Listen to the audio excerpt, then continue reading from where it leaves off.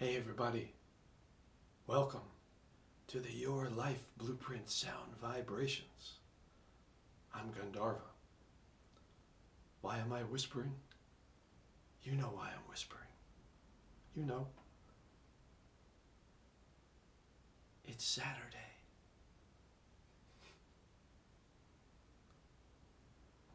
Saturday is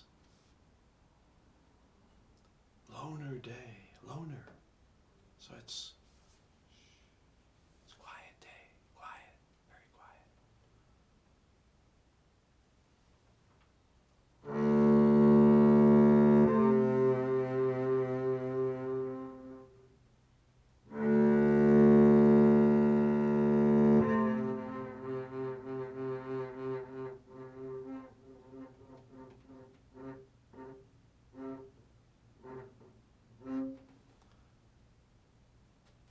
Okay, I'll stop whispering. But yeah, it's a quiet day. It's also a physical day. And physically, it's about maintaining a good physical body, a healthy body. But it's also about getting older. The loner governs old age and older things and end of life things like death.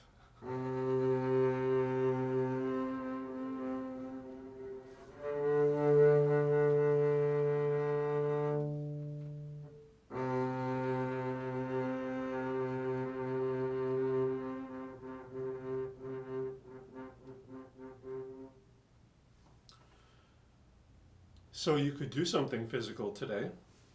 You could go to the gym, for instance. And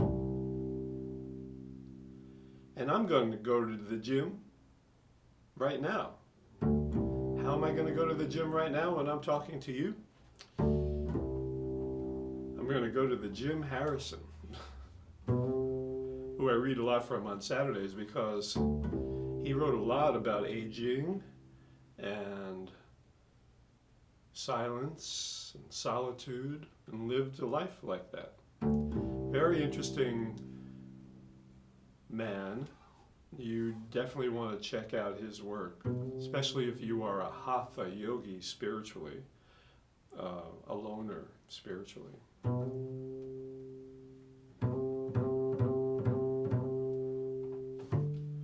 Overlooking the Mississippi, I never thought I would get this old. It was mostly my confusion about time and the moon, and seeing the lovely way homely old men treat their homely old women in Nebraska and Iowa. The lunchtime touch over green Jello with pineapple and fresh and fried fish rectangles for $2.95.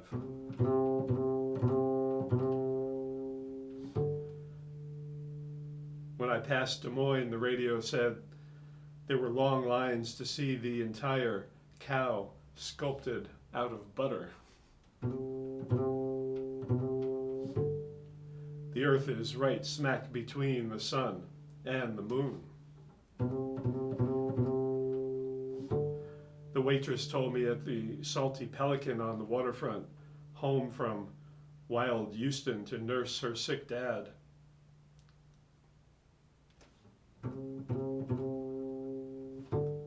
My good eye is burning up from fatigue as it squints up above the Mississippi, where the moon is losing its edge to black. Black is the color of Saturday, too. It likely doesn't know what's happening to it, I thought, pressed down to my meal and wine by a fresh load of incomprehension. My grandma lived in Davenport in the 1890s, just after Wounded Knee, a signal event, the beginning of America's sickness unto death. I'd like to nurse my father back to health. He's been dead 30 years. I said to the waitress, who agreed. That's why she came home, she said. You only got one. Now I find myself at 51 in Davenport and drop the issue right into the Mississippi, where it is free to swim with the moon's reflection.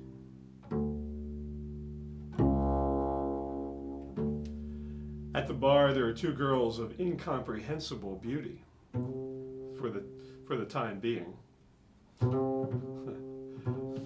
As Swedish as my grandma, speaking in bad grammar as they listen to a band of middle-aged Swede saxophonists playing Bye Bye Blackbird over and over with a clumsy but specific charm.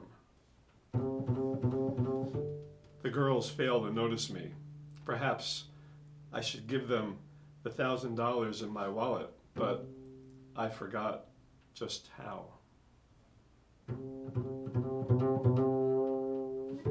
I feel pleasantly old and stupid, deciding not to worry about who I am, but how I spend my days until I tear in the weak places like a thin, worn sheet. Back in my room, I can't hear the river passing like time, or the moon emerging from the shadow of Earth. But I can see the water that never repeats itself.